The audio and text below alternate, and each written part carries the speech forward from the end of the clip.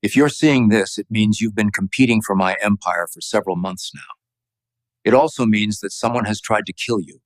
They found the body at dawn, slumped over a mahogany desk worth more than most people earned in a lifetime. A single bullet hole through the temple, blood pooling on documents that would reshape 3 lives forever. The air conditioning hummed quietly, circulating the metallic scent of blood through the penthouse office, while Singapore's skyline glittered indifferently beyond floor-to-ceiling windows. Victor Kane, the richest man in Asia, architect of a $50 billion empire that spanned 30 countries, was dead at 68, and the world would never know that his murder was just the beginning of a game far more deadly than anyone could imagine. But this story doesn't begin with Victor Kane's death. It begins with 3 young men who had no idea they were brothers, no idea their lives were about to collide, and no idea that their father's blood ran through their veins like a curse waiting to activate. Jason Matthews stood in the rain outside a bar in Detroit, the cold November drizzle mixing with blood from his split knuckles. The metallic taste of adrenaline still lingered in his mouth as he counted 50 crumpled dollars, his prize for 3 minutes of violence that had felt like coming home.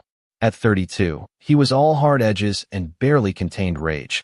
A former Marine who'd served 3 tours in Afghanistan only to come home to a country that didn't know what to do with men like him. The neon sign above the bar flickered, casting red shadows across his face, and for a moment he saw his reflection in a puddle, his mother's eyes staring back at him, tired and disappointed even in death. She had died when he was 16, alone in a studio apartment that smelled like industrial cleaner and defeat, working 3 jobs to keep him fed. Her hands had been calloused, her back permanently bent from scrubbing other people's floors. And she'd never once mentioned his father. Not once. When Jason asked, she'd just get this look in her eyes, something between shame and fury, and say, "Your father is dead to us. That's all you need to know." Then she'd kiss his forehead and leave for her night shift, and Jason would lie awake wondering what kind of man could abandon someone as strong as his mother. He pulled out his phone, saw a message from an unknown number. "Jason Matthews, your presence is required in Singapore for a matter concerning your inheritance. First-class ticket attached. Come alone." He stared at it, jaw clenched. Inheritance? His mother had died with $17 in her checking account. This had to be some kind of scam. But curiosity, that dangerous thing that had gotten him into trouble his whole life, made him click the attachment. The ticket was real. Singapore Airlines, first class, departing in 2 days. What the hell did he have to lose? Across the world, in a dojo in Kyoto, Kenji Tanaka executed a perfect spinning kick that would have shattered a man's jaw, then bowed to his sensei with the precise discipline that had defined his entire 30-year existence. The ancient wooden floors creaked beneath his feet, and through the open doors he could smell cherry blossoms mixed with incense, scents that had been the backdrop of his entire life. Everything about Kenji was control, precision, honor. His mother had raised him in the shadow of Mount Fuji, in a house so clean and orderly it felt like a museum, teaching him that discipline was the highest virtue, that emotion was weakness, that a man's worth was measured by his ability to master himself. He remembered her sitting perfectly straight at their low table, her face a mask of composure even when the bills piled up, even when neighbors whispered about the businessman who'd gotten her pregnant and disappeared. "Your father," she would say in that clipped, controlled voice, "was a man without honor. A businessman who valued money over family. We do not speak of him. We do not think of him. We are better than that." And young Kenji would bow and absorb her anger like it was his own, channeling it into endless hours of training until his knuckles bled and his body moved with mechanical perfection. When the letter arrived, delivered by a man in an expensive suit who bowed deeply and handed Kenji an envelope sealed with wax, he opened it with steady hands despite the way his heart hammered against his ribs. "Kenji Tanaka, you are summoned to Singapore to claim what is rightfully yours. Your airfare and accommodations have been arranged. You will understand everything when you arrive." His sensei watched him read it, then said quietly, "Sometimes the path to enlightenment requires us to face the demons we've been running from. Go, Kenji. Discover the truth." In Moscow, Dmitri Volkov was running a con on a businessman stupid enough to think he could win at cards against a man who'd been cheating since he was 8 years old. The smoke-filled back room reeked of vodka and desperation, and Dmitri felt right at home. At 28 and sharp as broken glass, he had learned early that the world was a game, and the only rule was not to get caught.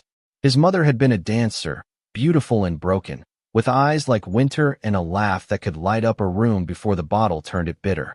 He could still see her in their cramped apartment, makeup running as she drank straight from the bottle and told him stories about his father. He was a monster, Dmitri, he'd slur, her accent thick with vodka and tears. A rich businessman who used me like I was nothing, promised me the world, gave me you, then disappeared like smoke. Men like that, they're all the same. They take and leave nothing behind but ruin. Then she'd pass out, and 8-year-old Dmitri would cover her with a blanket and practice palming cards, teaching himself the skills that would keep him fed after she drank herself to death at 35. The email came while he was counting his winnings in a bathroom stall that smelled like urine and bleach. Dmitri Volkov, you have been selected for an opportunity that will change your life. Singapore. 3 days. All expenses paid. Refuse and you'll regret it forever. He laughed out loud, the sound echoing off cracked tiles. Selected for what? Another scam? But then he saw the amount in the bank transfer that followed. $50,000, just for showing up. He stopped laughing. This was either the biggest score of his life or the stupidest mistake he'd ever make. Either way, he was in. The Kane Tower in Singapore rose like a glass cathedral into the tropical sky, 90 floors of steel and ambition that Victor Kane had built from nothing. The air in the lobby was crisp with expensive air conditioning, carrying the subtle scent of leather and money. In the penthouse conference room, Jason arrived first, still wearing his leather jacket and boots, looking like he'd walked out of a war zone. He didn't belong here, and he knew it. Surrounded by art that cost more than his entire life, sitting in a chair that probably cost more than his motorcycle. A woman in a severe black suit entered, carrying a briefcase that looked older than Jason himself. She moved with the kind of exhausted grace that spoke of decades spent cleaning up other people's messes, and there were lines around her eyes that suggested she'd seen more than she'd ever wanted to. "Mr. Matthews," she said, her accent British and cold, but with something else underneath, weariness, maybe, or regret. "I am Margaret Chun, executor of Victor Kane's estate. Please wait. The others will arrive shortly." "Others?" Jason's jaw tightened. "What others? What the hell is this about?" "Patience, Mr. Matthews. All will be explained." Kenji entered next, moving with the fluid grace of a trained fighter, his eyes taking in every detail of the room, every exit, every potential threat. He wore a simple black suit that somehow made him look more dangerous, not less.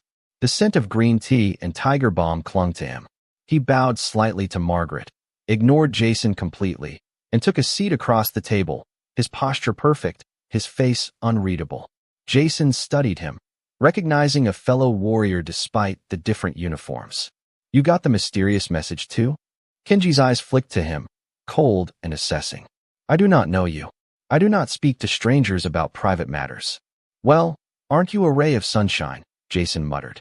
Dmitri burst in like a hurricane, trailing expensive cologne that smelled like confidence and lies, wearing a suit that was probably stolen but looked fantastic. He grinned at both of them, that smile that had talked him out of 100 bad situations. "Gentlemen, we're all here for the reading of someone's will, yes? Some rich old man kicked the bucket and left us something? This should be interesting." "Sit down, Mr. Volkov," Margaret said sharply, and for the first time Jason saw her composure crack, just for a second, grief flashing across her face before the professional mask snapped back into place. "And show some respect. Victor Kane was murdered 3 days ago." The room went silent. Outside, a helicopter passed by the windows, its shadow briefly darkening the room. Jason felt something cold slide down his spine.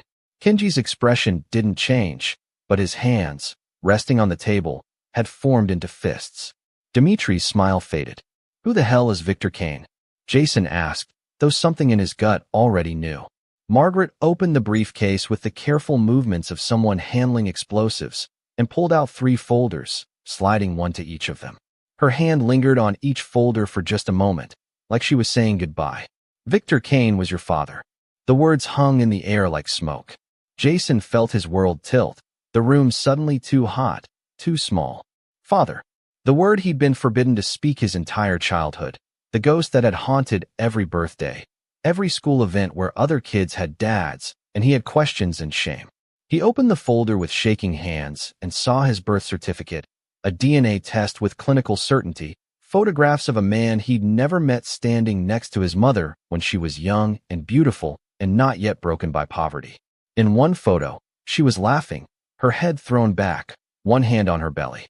Jason's belly, before he'd ruined her life. Kenji's face had gone pale, the first crack in that perfect control. This is impossible. My mother said my father was a businessman. Not this. Not a billionaire. Dmitri laughed, but it was a bitter sound. My mother said mine was a monster. Looks like we all got part of the truth. He was flipping through his folder, and Jason could see his hands weren't quite steady. Margaret stood at the head of the table, her expression grave. Victor Kane maintained relationships with 3 women over the span of several years. Each of you was born within a year of each other. He supported your mothers financially, but he never acknowledged you publicly. He never married any of them. And he never told you about each other. Why? The word came out of Jason like a gunshot.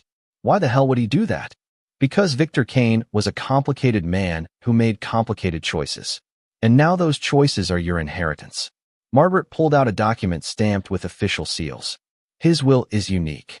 He left his entire estate, valued at $50 billion, to whichever of his 3 sons proves himself most worthy. Worthy? Kenji's voice was quiet but sharp. What does that mean? It means you will compete. For the next 6 months, you will each be given positions within Kane Industries. You will be tested on your business acumen, your leadership, your ability to command respect and generate profit. There will be challenges, some in the boardroom, some elsewhere. At the end of 6 months, I will evaluate your performance and determine which of you inherits everything. And the losers? Dmitri asked, that smile creeping back. What do we get? The others will receive $10 million each. Enough to live comfortably, but not enough to matter in the world your father built. Jason stood up so fast his chair crashed backward. This is insane. I don't want his blood money. My mother died poor while this son of a bitch lived in a tower made of gold. And give it to your brothers? Margaret's eyes were steel. If you refuse, Mr. Matthews, your portion goes to them. If you truly want to honor your mother's memory, perhaps you should consider what you could do with $50 billion. The charities you could fund, the lives you could change, or you could walk away and let your anger make that decision for someone else. Jason's fists clenched. She had him, and she knew it. He slowly picked up his chair and sat back down. His mother had spent her life scrubbing floors. What would she say if he walked away from the power to help thousands of women just like her? When do we start? Kenji asked quietly. Tomorrow. You'll each be given apartments in this building, assistants, and your first assignments.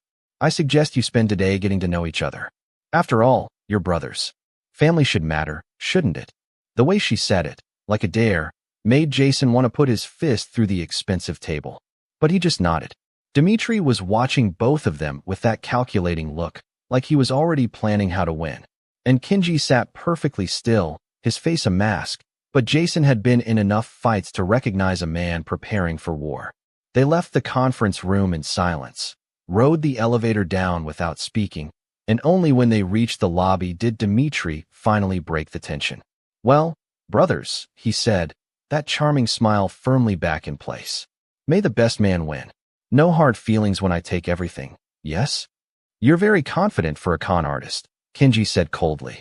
Dmitri's smile widened. And you're very judgmental for a man who probably hasn't had an original thought his entire life. What do they teach you in that dojo? How to bow prettily. Kenji took a step forward, and Jason saw the violence in his eyes before the move even started. He stepped between them. Save it. We've got 6 months to tear each other apart. Maybe we don't start on day 1 inch. Wise words from the American, Dmitri said.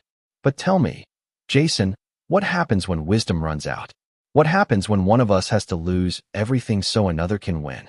Jason didn't have an answer for that. None of them did. The first month was brutal. They were each given divisions of Kane Industries to manage. Jason got manufacturing and logistics. Kenji received security and operations. Dmitri was handed marketing and acquisitions. Margaret made it clear that their performance would be measured in profit, innovation, and leadership. Every week, She would evaluate their progress, and Jason noticed she always looked a little more tired, a little more worn, like watching them compete was costing her something she couldn't afford to lose. Jason threw himself into the work with the same intensity he'd brought to combat. He walked factory floors at 3 in the morning in Jakarta and Manila and Shanghai, the air thick with industrial heat and the smell of welding torch and sweat. He talked to workers in 6 languages using translation apps, learned their names, asked about their families. Within 3 weeks, he'd increased productivity by 15% and cut costs by 10%. The workers loved him because he actually listened to them, because he'd get his hands dirty alongside them. But he was also making enemies. The old guard at Kane Industries didn't appreciate some American soldier with no business degree telling them how to run operations they'd been managing for decades. In meetings, they'd smile to his face and undermine him behind his back. Kenji approached his division with the precision of a master strategist. He studied every security protocol, every operational procedure, spending nights in server rooms and days in guard rotations. He didn't make friends, didn't try to charm anyone. He simply demanded excellence and got it through sheer force of will. Within a month, he'd prevented 2 cyber attacks, uncovered 3 internal theft rings, and streamlined operations so efficiently that his division's costs dropped by 20%. But Kenji was also isolated. His refusal to engage emotionally with anyone made people respect him but never trust him. He ate lunch alone, worked late into the night alone, returned to his pristine apartment alone, where he would sit in perfect meditation, trying to silence the voice that whispered he was just like his mother, afraid to feel, terrified to need anyone. Dmitri, naturally, thrived. Every boardroom was just another card game, every negotiation just another con. He was charming, brilliant, ruthless when he needed to be, and diplomatic when that served better. He closed 3 major acquisition deals in his first month, bringing in companies that expanded Kane Industries' reach into new markets. He made friends with the right people, enemies of the right people. But Dmitri was also cutting corners. Jason noticed it first, vendors being pressured beyond what was ethical, contracts that favored Kane Industries so heavily they bordered on exploitation. When he confronted Dmitri about it in the executive dining room, Dmitri just laughed. "You think business is fair, brother? You think father built this empire by being nice? I think there's a difference between tough negotiation and being a predator," Jason shot back. "And I think you're naive. This is the real world, Jason. The strong eat. The weak get eaten." Kenji, who'd been sitting nearby, spoke without looking up. "Strength without honor is just brutality. You will make enemies that will destroy you." "Thank you, fortune cookie," Dmitri said, his smile sharp. "When I need advice on how to be boring, I'll ask you." The tension between them was a living thing, growing stronger every day. They were brothers in blood only. In every other way, they were strangers, competitors, potential enemies. The second month brought more challenges. A product launch that Jason handled brilliantly. A crisis in the Tokyo office that Kenji resolved with such swift, decisive action that he became a legend overnight. A hostile takeover attempt that Dmitri crushed so completely that the rival company's CEO resigned in shame. They were all winning. They were all losing. The scoreboard Margaret kept was complex enough that none of them could tell who was actually ahead. And then, on the first day of the third month, everything changed. Jason was reviewing contracts in his apartment when the bullet shattered his window. The sound was almost polite, a sharp crack, then the musical tinkle of falling glass. He dropped to the floor on pure instinct, his combat training kicking in before his conscious mind even processed what had happened. Another shot, then another. Professional. Precise. This wasn't random. He crawled to his phone, the carpet rough under his hands, smelling gun smoke and Singapore's humidity pouring through the broken window. He dialed Kenji first. "Someone's shooting at me. Stay down. I'm coming." Kenji's voice was perfectly calm. "Don't call anyone. I'll be there in 3 minutes." Kenji arrived in 2.5, picking the lock on Jason's door with practiced efficiency. He assessed the situation with one glance, checked the angles of the shots, and pulled Jason into the bathroom, the only room without windows. High-powered rifle. Professional shooter. At least 500 meters, probably more. Kenji's voice was calm, his hand steady on Jason's shoulder. "This wasn't meant to kill you. If they wanted you dead, you'd be dead. This was a warning. Warning about what? Before Kenji could answer, Dmitri's voice came from the apartment's main room. Brothers? Anyone want to explain why there's a sniper taking shots at us? Oh wait. Us. They shot at my apartment too. Jason and Kenji emerged from the bathroom to find Dmitri standing there, for once without his usual smile. His expensive suit had plaster dust on it, and there was a cut on his cheek, blood running down to stain his collar. You were hit? Kenji asked, already moving to examine the wound. Close enough. They took out my window while I was standing next to it. Sent me a message. He held up his phone. On the screen was a video, shaky and dark, but clear enough. It showed their father, Victor Kane, not slumped over his desk dead, but very much alive, speaking into a camera. His face was gaunt, eyes haunted. If you're seeing this, Victor's voice said, rough and tired, it means you've been competing for my empire for several months now. It also means that someone has tried to kill you. Good. You needed to understand that this isn't a game. Someone murdered me. Someone who wanted my empire and thought that with me gone, they could take it. But I built in a failsafe. My 3 sons, each raised differently, each with unique strengths. Together, you might be strong enough to find my killer and protect what I built. Separately, you'll be picked off one by one. The choice is yours. The video ended. The 3 brothers stood in Jason's destroyed apartment, the Singapore night air pouring through broken windows, carrying the scent of rain and jasmine and something that smelled like violence. This changes everything, Kenji said quietly. No, Dmitri replied, his voice hard. This changes nothing. This is exactly what he wanted. To manipulate us, even from the grave. To force us to work together. You think you have a choice? Jason's voice was low, dangerous. Someone just tried to kill us, Dmitri. All of us. You really think you can win this competition if you're dead? I can protect myself. Can you? Kenji's question was simple but devastating. You're a con man, Dmitri. A very good one. But these are professionals. Military grade. They'll kill you while you're still trying to charm them. Dmitri's jaw clenched, and Jason saw the fear behind his bravado, the recognition that for once, his silver tongue wouldn't save him. So what do you suggest? Dmitri asked. We work together, Jason said. At least until we figure out who's trying to kill us and why. And then what? We go back to competing. Maybe. Or maybe we realize that father was right. Maybe we're stronger together than apart. Kenji was already moving to Jason's computer, pulling up files, accessing systems with passwords he shouldn't have had. I've been investigating father's murder since I arrived in Singapore. The official story is suicide, but the evidence doesn't support it. Wrong angle for the bullet, no powder residue on his hands. Security footage mysteriously corrupted for a 6-minute window. Someone killed him and made it look self-inflicted. Who? Jason asked. That's what we need to find out. And we need to do it before they finish what they started. The next 3 weeks were unlike anything any of them had experienced. They moved into a secure floor of the Kane Tower that Kenji had personally vetted, with security measures that bordered on paranoid. They started investigating, pooling their unique skills in ways that made them formidable. Jason handled the ground-level investigation, talking to employees, security guards, anyone who might have seen something.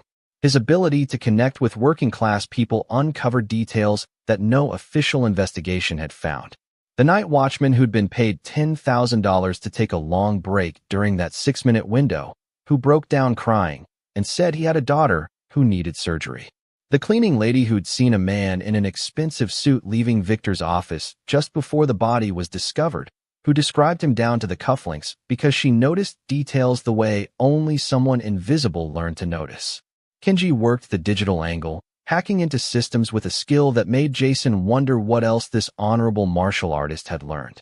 He found deleted emails, encrypted messages, financial transactions that painted a picture of someone inside Kane Industries systematically positioning themselves to take over after Victor's death. Dmitri used his network of morally flexible contacts to gather information from the city's underworld, who'd been hired for wet work recently, which fixers had been contacted. His web of informants turned up a name, Marcus Chun, Victor's right-hand man for 15 years, the company's chief financial officer, and the man who stood to control Kane Industries if all 3 sons were eliminated. Marcus has been with father since the beginning, Kenji said, reviewing the evidence they'd compiled. He helped build this empire. Why would he destroy it now? Because $50 billion is a hell of a motive, Jason said. And maybe he was tired of being second. Or maybe he's not working alone, Dmitri added. This is too big for one man. He'd need board support, political cover, muscle to handle the actual killing. We're looking at a conspiracy, not a lone wolf. They were right. As they dug deeper, the conspiracy revealed itself like a cancer spreading through Kane Industries. 5 board members who'd been secretly meeting with Marcus in hotel suites and private restaurants.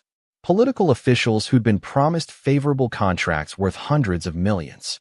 Even Margaret Chen had financial ties to Marcus that made her objectivity questionable. Her son's gambling debts paid off just weeks before Victor's death.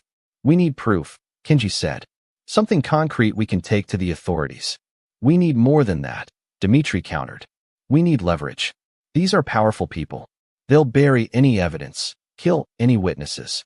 We need something that makes them more afraid of us than we are of them. Jason looked at his brothers, and they were brothers now, he realized, not just in blood, but in the way that combat forges bonds that nothing else can. Then we give them something to be afraid of. We show them what 3 sons of Victor Kane can do when they stop fighting each other and start fighting together. The plan they crafted was audacious, probably insane, and absolutely necessary. They would let Marcus think he'd won. Dmitri would arrange a meeting, pretending he wanted to make a deal, his brother's lives in exchange for a piece of the empire. It would be recorded, every word, every admission. Meanwhile, Kenji would infiltrate Marcus's private server and copy every piece of evidence of the conspiracy. And Jason would be the insurance policy, the muscle, ready to extract his brothers if things went wrong. The meeting was set for the Kane Tower's executive dining room. After hours, just Marcus and Dmitri. Or so Marcus thought. Dmitri sat across from Marcus Chun, a man in his 50s with silver hair and a smile that reminded Dmitri uncomfortably of his own.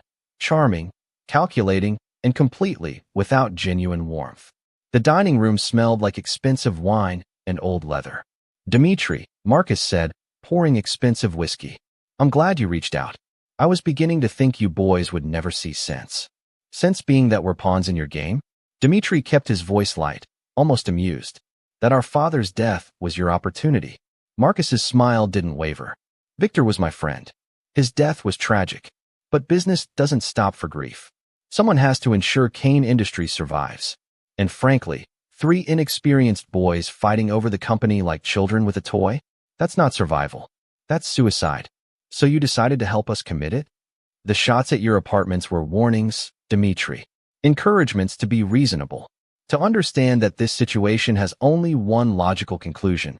You 3 walk away with your 10 million each, and the adults take over. Everyone wins. Except father. He lost. Permanently. Marcus took a slow sip of whiskey. Victor killed himself. The guilt of abandoning 3 sons finally caught up with him. It's very sad. It's very convenient, you mean. Careful, Dmitri. You're a smart young man. Don't be stupid. In the ventilation system above them, Kenji was recording every word, his phone capturing video through a vent he'd carefully loosened earlier, sweat dripping down his face in the cramped, hot space. And in Marcus's office 3 floors up, he was simultaneously downloading years of encrypted files, financial records, communications with co-conspirators. I'm not being stupid, Dmitri said, leaning forward. I'm being practical, which is why I need to know, if I give you what you want, if I convince my brothers to walk away, can you guarantee our safety? Because those weren't just warnings, Marcus. Those were professional hits that missed on purpose. What happens when you decide they shouldn't miss? Marcus set down his glass. You're asking if I'll have you killed once you're no longer useful. In so many words. The honest answer? That depends entirely on whether you remain useful. Cooperate fully. Help transition the company smoothly. Stay quiet about your suspicions. You'll live long, comfortable lives. Become problems? He shrugged. I prefer not to go there. But I will if necessary. There it is. Jason's voice came through Dmitri's hidden earpiece. He just confessed to everything. We've got him. But Marcus was faster than they expected. He pulled a gun from inside his jacket, pointing it casually at Dmitri's chest. You're wearing a wire. Of course you are. I gave you too much credit. I thought you were actually smart enough to deal. I am smart, Dmitri said, not moving. Smart enough to know you'd never let us live. Smart enough to have backup. The door burst open. But it wasn't Jason. It was 4 security guards, all on Marcus's payroll, all armed. Marcus smiled. Your backup? I own security, Dmitri. I own everything in this building. Not quite everything. Kenji dropped from the ceiling vent like a shadow, landing behind 2 of the guards. What happened next was over in seconds, precise strikes to nerve clusters, 2 guards unconscious before they knew they were under attack. The other 2 spun, raising weapons, but Jason was already coming through the door, moving with the speed and violence of a soldier who'd done this 100 times in rooms that mattered a lot more than this one. He took the first guard down with a brutal combination that left the man gasping on the floor. The second guard fired, the sound deafening, but Jason had already moved, closing the distance, disarming him with practiced efficiency. Marcus tried to swing his gun toward Kenji, but Dmitri was already moving, throwing his whiskey glass with surprising accuracy, hitting Marcus's hand. The gun clattered away. 3 brothers. 3 very different skill sets. And suddenly Marcus Chun, master manipulator, architect of murder, was surrounded and outmatched. Call the police, Jason said, his hand on Marcus's shoulder, holding him down with the kind of pressure that promised broken bones if he moved. But Marcus just laughed, even with Jason's considerable weight pinning him to the floor. You think this ends with me? You think I'm the only one who wanted Victor dead? We know about the board members, Kenji said quietly. We know about the government officials. We have everything. Marcus's laughter died. You've been busy. We're Victor Kane's sons, Dmitri said. What did you expect? Sons. Marcus spat the word like poison, and something shifted in his expression, grief mixing with rage in a way that made all 3 brothers pause. You think you're the only ones? You think you're special because he acknowledged you in his will. His face twisted with something beyond rage, something that looked almost like ancient, bone-deep pain. I spent 30 years earning what he handed you in a piece of paper. 30 years. Wait, did Marcus just say 30 years? What does he mean? Is he claiming to be their brother? Their enemy? Something else entirely? The truth is far more shocking than you can imagine. And what the brothers do next will change everything you think you know about family, loyalty, and revenge. If you're not subscribed, hit that button right now, because part 2 drops next, and you do not want to miss this.